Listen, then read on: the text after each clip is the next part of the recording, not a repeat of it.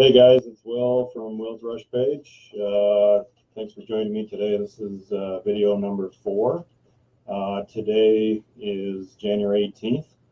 And what I thought I'd do today is talk about Neil Peart, of course, and his books, some Rush boots, some prog metal, and some other items I wanted to show you.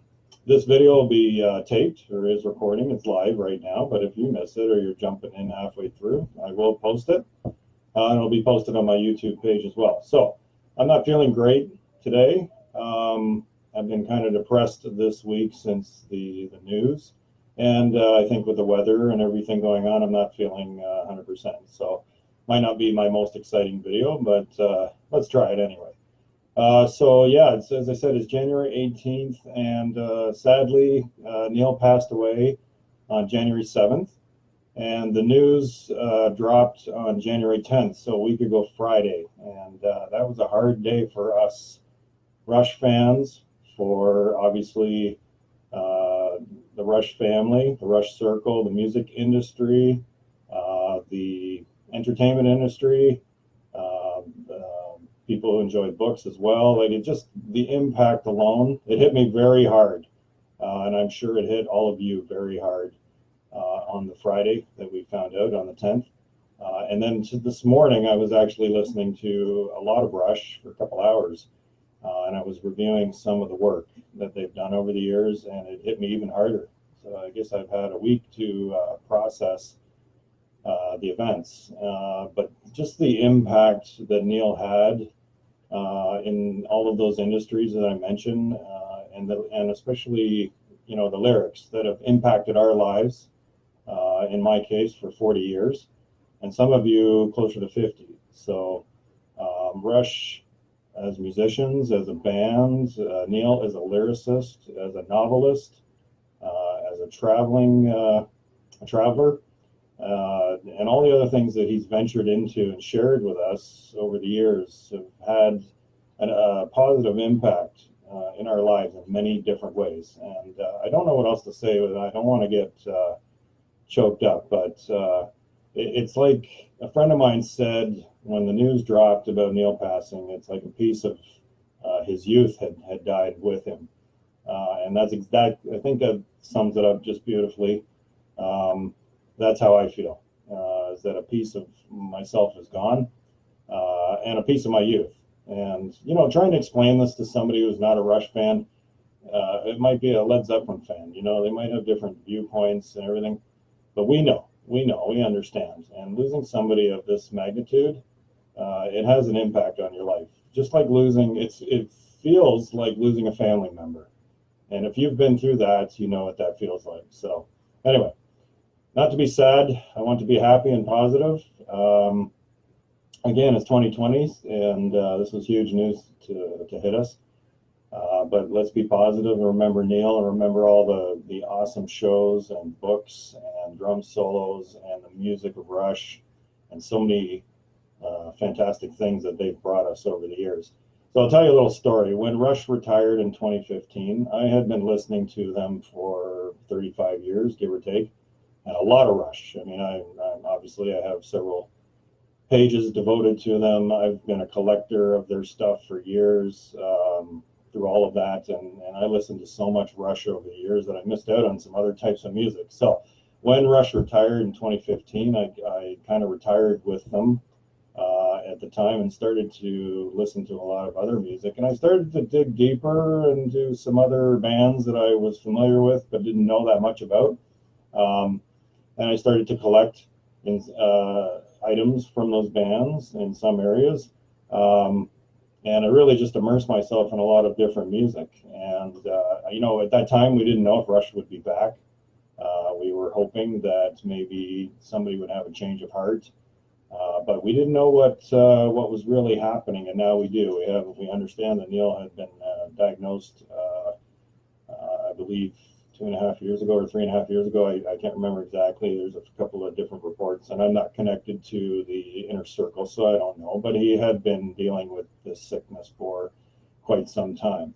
He also wanted to retire to spend time with his new daughter, And I totally respect that. So again, back to the music. What happened was when they retired, I started to investigate some other bands, and I started to look into, first of all, progressive metal. Now, I was a metal fan back in the day when Black Sabbath, Dio, Led Zeppelin, and a few other of the heavier rock bands were, Iron Maiden is another one, Motorhead is another one. A lot of these bands were considered to be heavy metal back in our time, in my time anyway, in the 80s. And the interesting thing is that, now they're more classified as sort of godfathers of metal, hard rock, that type of thing. So the last few years I've been looking at different stuff, and I got into Dream Theater. And it's funny how that happened, because I wasn't really, a friend of mine had said, check them out if you're a Rush fan and you enjoy, long instrumental pieces and intricate time changes and all that stuff. So check them out. So I did. And I actually ended up buying 2 tickets to see them last year in Toronto. And with those tickets came their first CD, or excuse me, their most current CD. So I want to show that to you. For those of you that don't know them, they're a progressive metal band, and this is their new CD that came out last year, Dream Theater, Distance Over Time. So this came with the tickets, and I totally did this on a whim, and sometimes that's an awesome thing to do, because this is an amazing CD, and this turned me into a fan. So I started to dig into their catalog and work backwards, and I'll show you a few pieces that I got. A lot of their stuff I bought initially, I bought digitally, and then I started to collect some of their stuff from Disc Dogs. There's this one, Dream Theater, and I'm sorry, this is Black Clouds and Silver Linings. This is really awesome. There's a third disc on here that's all instrumental as well. And there are some mixes of the songs that are on here as an example, and you Dream Theater fans will know what I'm talking about. The Count of Tuscany. I think I love that song. It is a fantastic song, and I think I like the instrumental version even more, or in different ways. So again, I started to explore Dream Theater. Here's another one, Train of Thought, and this is also an excellent one. And they are a very awesome band. As I said, I'm very impressed with them. They've gone through some changes as well with their personnel over the years that I've recently found out. I didn't know.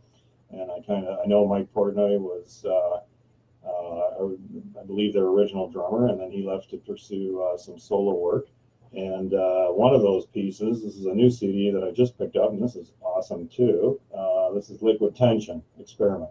And this was recommended. I started to read about Dream Theater, and I started to read some reviews, and I just started to discover some of the side projects that were taking place. This is really awesome. This is it almost feels like metal jazz in some ways. And I understand from a couple people on Facebook that there's a second one. There's another one, part 2, and then there's some live recordings as well. So you know what, check this out, because I'm really enjoying it. I've only listened to it once so far, twice, and this is really awesome. So that being said, I wanted to share that with you. I've got a few other things that I wanted to share with you also, but I actually I made a list of things to talk about, and I jumped ahead a little bit. I wanted to, before we get into some of the other stuff, let's go back and talk about Neil a little bit more. I wanted to talk about his books. So I have a copy, I have several of his books. I have a copy of Ghost Rider that my parents gave me. It means a lot to me because they both signed it, and it was a Christmas present a number of years ago. They're both passed since then. And I've read it twice. It's one of the best reads I've ever read of Neil, and a very dark story and a sad story. And this, when you think about the tragedy that he had in his life at that time, and then overcame, and then resurfaced with Rush, and then had another very wonderful section of their later career, that part of their timeline. And then, of course, for all of this to happen, it's just so sad. And of course, I'm thinking about his family, and I won't get into that anymore. I don't want to get into that in too much detail. So the book I'm reading right now is Roadshow. And Peter, I know you're reading this as well. I'm halfway through. This is a really good read. It's all about the R30 tour and traveling between shows on motorcycle. classic Neil. There's some really interesting stuff in here, and again, as I said, I'm just reading this. I've also got a copy of Masked Rider, and this is his cycling trip in Africa. If you haven't read this, check this out, because it was written in the 90s, and there's some fascinating stuff in here. It is a great travel book, and Neil brings his insight to this, and his focus with each situation, and he describes the situations, and some really crazy things happen. So check this out if you haven't had a chance.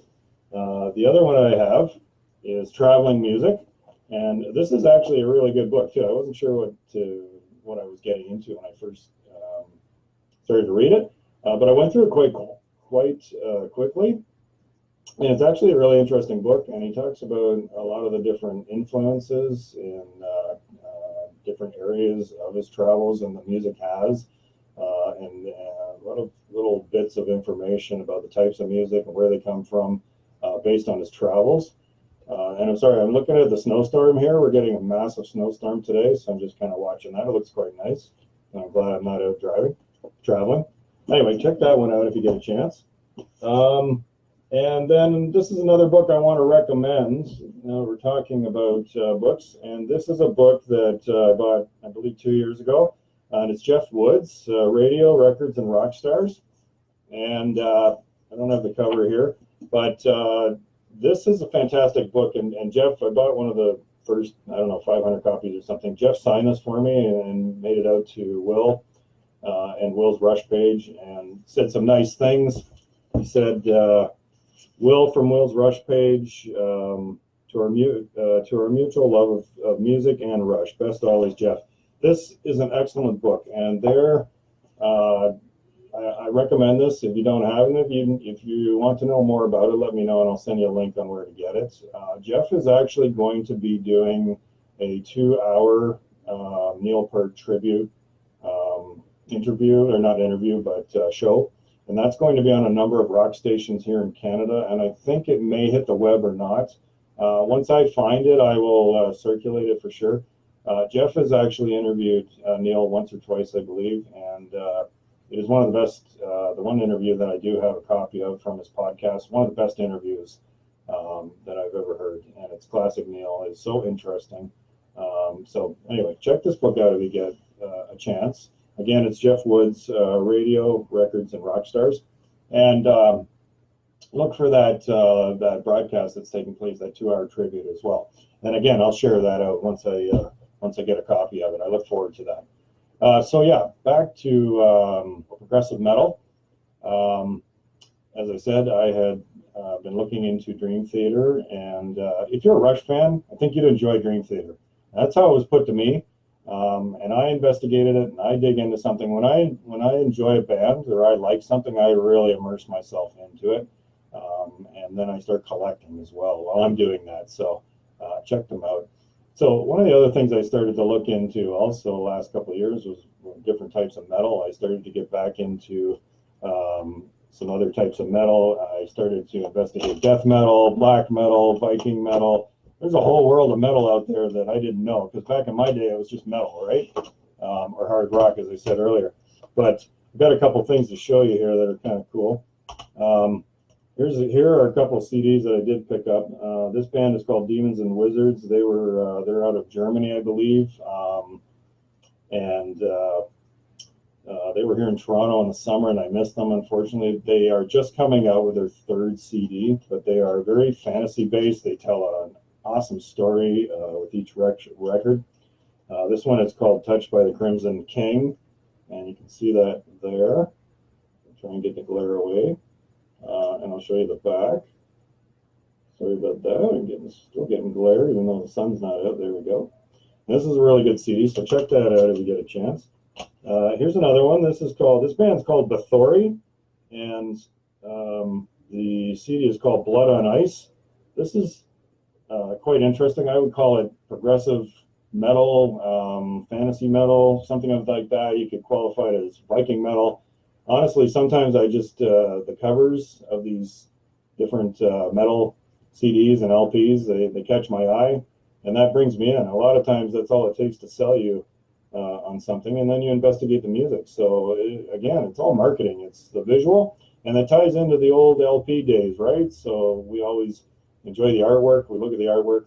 That pulls us into something to, like, the difference with records is that you've got something to read and look at while you enjoy the music as well. So, but check that out if you get a chance. And here's a band that a friend of mine told me about. They've been around since, I believe, the 90s. They are a death metal band. They're called Amorphous. This, again, I bought this based on the cover. I was looking into Viking metal, winter prog metal, you name it, whatever you want to call it. This one's called Tales from a Thousand Lakes. Now, these guys I didn't know have been around for a number of years, as I said. They're still playing, but this one is super cool. And it's a really interesting, it's got, like, musically, it's very methodical. The time changes are there. It tells a story. Each song ties together nicely. It's a concept album, basically. And I'll show you the back. These are the guys. Now, this is an older one. I think this came out in about 99, if I'm not mistaken. But it's an interesting listen. And I play quite often because I quite enjoy it. So if you're looking for some death metal for a winter's day during January, check this out because it's pretty awesome. Something like that. Okay, so I've got a couple other pieces that I would like to show you as well. Just checking my list here. I wanted to be a little more organized in my fourth video, but it's all good. Okay, so here's a band that came out of Australia in 1973 called Buffalo. They have about 5 records. They were active from 71 to 77, and this is actually their first 2 records. And their very first record was called Volcanic Rock. I listened to the second record that came with this, which is called Only Want You for Your Body, and it's quite good. But the first record is the best. There's tunes on here, and some of you will probably know this because they're a hard rock 70s band. They sound a bit like Uriah Heep in some ways. Again, the songs are bluesy. There's a blues rock feel to it. And there's some awesome singing on here and guitar work and bass work. They're a 3-piece band as well, which is interesting because they have a big sound. So check this album out. Again, it's called the band's Buffalo. And the CD is called Volcanic Rock. Came out in 73. You can see it on Discogs. And you can probably get one for about $9, give or take. The LP, on the other hand, is quite pricey. When I first started looking for it, I was seeing it in a price range of about $150. Now, I noticed today, I was doing some research, it's out there for about $40. But again, it comes down to quality, how much you want to pay, all of that stuff. Some of the songs on here are Sunrise, Come My Way, Freedom, that stands out, definitely. Till My Death, The Prophet, Intro, Pound of Flesh, and Shylock. There's some really interesting stuff on this CD.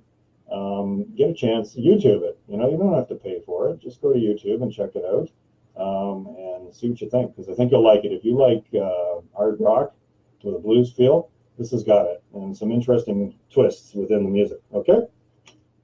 All right, got another one. Ties into the whole metal scene. This is something I picked up at Walmart a couple of years ago, and it's called The Many Faces of Black Sabbath. Now, the cool thing is, I only see these CDs at Walmart, and they're triple CDs, and they're like, there's usually, as I said, triple CDs. There's 3 CDs in the box. Hang on. Oh, it's falling apart, but there you go. You can see the CDs here. And I'll just take it across. Okay, so there's some really awesome artwork with these, and they're tribute CDs, which is interesting. So what I discovered here was a whole bunch of other bands doing tributes to Black Sabbath. And usually the way these CDs work, because I've got a few. I've got an Iron Maiden one and I've got a Black Sabbath one. And usually it's the first 2 CDs are covers of that band's music, in this case Black Sabbath. And then the 3rd CD are originals, but that it's music that the bands have created because they've been inspired by the specific band that they're tributing. So They've got, as I said, the third CD's got tracks on there that are inspired by, in this case, Black Sabbath. And you will discover some interesting music. And that will lead you to, if you're like me, you'll discover more bands that you didn't know about maybe. And so I started to look into some of those bands, and it never really ends. And this is why I might have a big collection, and I have to keep it under control or I break the bank. Anyway, check this out if you get a chance. I don't know if you see these down in the US. I see them here in Canada in Walmart. And it's the only, again, that's the only place I've seen them. I haven't seen them at HMV. And they're usually on sale for like $8, which is great. Because you've got like 3.5 hours of music here for $8. And it's just a cool thing to have. By the way, I have an Iron Maiden one, as I said. I don't have it in front of me, but I am going to sell it, so it's available on my page and my Will's Rush Page group as well. Anyway, if you're interested in that, it's mint. Let me know, because I played it once. I'm not a super Iron Maiden fan like I was back in the day, but it's mint. It's been played once, so if you're interested, let me know. We can work something out. Okay. Anyway, sharing that and a slight plug for a sale there. Okay, next thing. This is something I got for Christmas. This I'm very pleased with. This is a 5-album CD package of Dio, and it has, I posted it on my website around Christmas time, and it's got all of Dio's 5 solo albums. There's Holy Diver, there is The Last in Line, and I missed quite a bit of Dio because I only owned the first 2, and I had them on LP and I had them on CD, and these were my favorites, but I missed a bunch. So there's the next one. I can't really, Sacred Menace, I think it is. I can't really read that, but oh, Sacred Heart. I'm sorry, Sacred Heart. And you guys can let me know if I'm just starting to listen to these. I listened to the first 2 several times because I hadn't heard them in years. And they're 2 of my favorites, Holy Diver and Last in Line. But I'm just starting to listen to these, and I'm really enjoying them. So the next one is Dream Evil. Okay, so tell me what you think. Send me your comments and tell me what you think about these. I'm curious to know which ones are your favorites. And this one here, Lock Up the Wolves. So again, the artwork is really quite impressive. And I think if they're in order, or I've got them in the right order, this would be his last solo effort. I could be wrong. So I don't know if you like Dio, but I love Ronnie James Dio. Unfortunately, he passed, I believe, 2007, also from cancer. But I know there's a foundation that his wife has started since. He was a classic metal singer, and I actually didn't know about him until he started to sing with Black Sabbath. And don't get me wrong, I love Ozzy, but I love the Black Sabbath years with Ronnie James Dio. Those are my favorite Sabbath years, and I think they did some awesome work together. So anyway, send me your thoughts on Dio. I'm always up for conversation, and then we can talk about it in the next video. So I'll throw that aside. Let's see, we've covered the death metal, we've covered the Dream Theater. Okay, I want to show you some of my Rush bootlegs, and I have a lot of Rush bootlegs, and I have them on CD and I have them on digital, but I brought out a few to show you. I've got something here that is a tribute CD, and this is called Subdivisions. I think this came out, I don't know, in the 90s or something. Now this is these are covers, okay, and there's a lot of big people on here doing different tracks. The tracks are Just an Early Warning, Lakeside Park, Limelight, Subdivisions, Different Strings, Tom Sawyer, Bastille Day, Farewell to Kings, The Spirit of Radio, Didax and the Narpeds, if I said that right, 2112 Overture, Temples of Syrinx, and the artists are Sebastian Bach, Robert Berry, Dave Brooks, Dominic Ciparelli, Jeff Feldman, Stu Ham, Daniel J., Randy Jackson, Andreas Kisser, Janie Lane, Mike Mangini, Vinnie Moore, Alex Skolnick, Jeff Stinko, and Kip Winger. Now, there's some interesting, I'll show you the inside, because this is actually, there's some really, really good covers on here. So if you get a chance, I'm sure a lot of you Rush collectors probably have this. I don't know, but I think a lot of you that have extensive collections probably do have this in your collection. So I wanted to share that with you. I've got another couple of boots here that I'll share. This came from my good friend Philip. This is Red Stars of the Solar Federation. This is, I believe, the Montreal 81 show that later became Exit Stage Left. It's, Montreal Forum, May 81.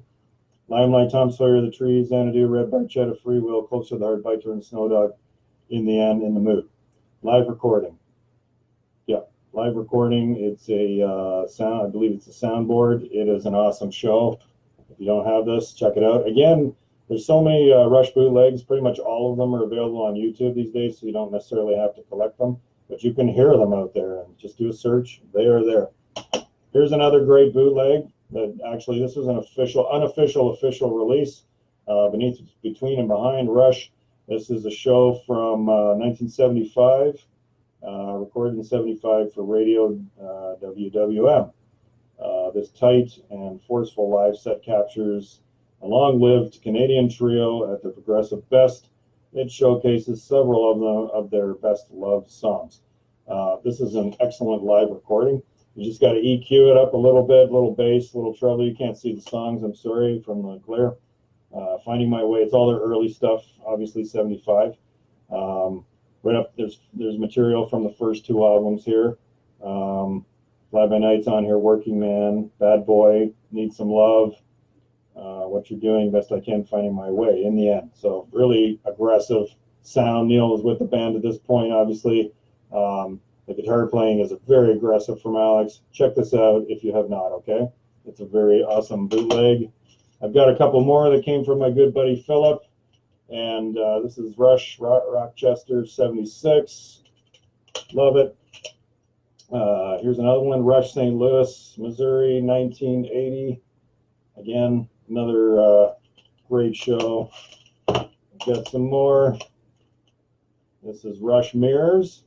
And this is, trying to think, this was 1992.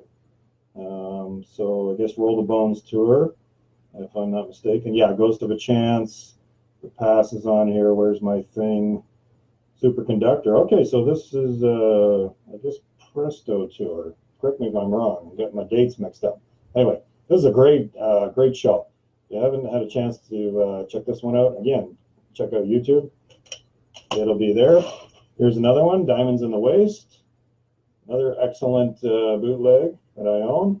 And recorded live at the Mecca Arena in Milwaukee, or Wilwaukee. I think that's a misprint.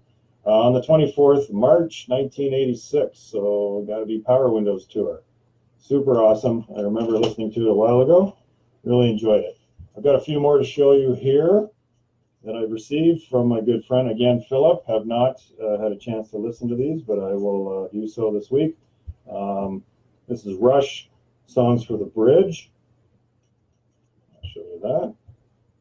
Very cool. And Philip, I really appreciate you sending me all these boots. I have several piles of CDs on my desk. And one of these piles is my listen pile, stuff to listen to that I need to get to. So yeah, again, thank you. This show is Paris, December 6th, 1977. Check that. Awesome as that.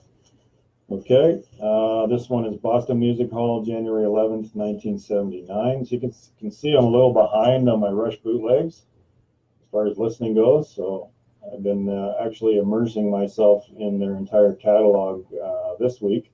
And I actually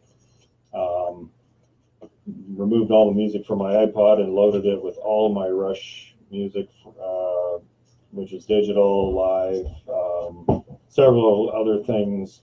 I should say live shows, studio releases, and some bootleg material and some other clips and interviews. And I just put nothing but Rush on my iPod, and I wanted to immerse myself back in their music and their lyrics. And it's been a very moving experience for me to do that, especially this week in light of the news of Neil. And but it's also allowed me to recapture all those moments, the impact of those lyrics and everything that Neil wrote, and everything that Rush has done for us musically. So I've been listening to Rush all week long, and it's been wonderful. I gotta say, I missed a lot of that stuff, and it's sad that something like this had to happen for me to do that, but I guess that's how life works. So we move forward. Okay, got a couple more. We just shared that one, the Boston Music Hall. I think I shared, this is Hemispheres, 79. I think I shared that one, but I'll share it again. All right. And the last bootleg I want to share with you is November 2nd, 1981 at the something conference center. Let's check that out. Brighton Conference Center. And this looks like a really nice looking Exit Stage Left tour bootleg. You can see that. There's the disc. And there is disc 2. So I look forward to listening to these. And again, thank you, Philip, for those.